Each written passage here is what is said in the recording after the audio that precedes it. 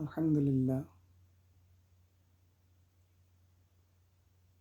একটি বছর পার করে আমরা নতুন একটি বছরকে স্বাগত জানাই। তো স্বাগত জানাবো কিসের মাধ্যমে?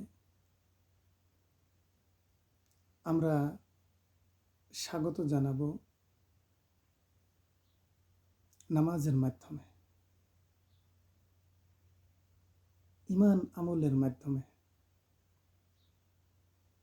যখন কোনো সমস্যা, বিপদ আপদ আমাদের সম্মুখে উপস্থিত হয়, কোরআন দিয়ে সমাধান করব, সহিহ হাদিসের মাধ্যমে সমাধান করব। আল্লাহ এবং তার রসূল কি বলেছেন, কি সমাধান দিয়েছেন, তার উপর নির্ভর করেই অদ্যাবধি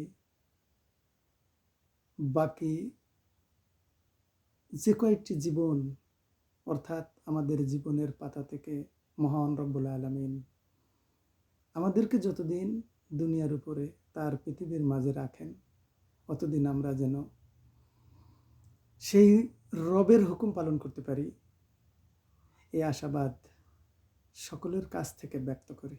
আলহামদুলিল্লাহ, আমিন।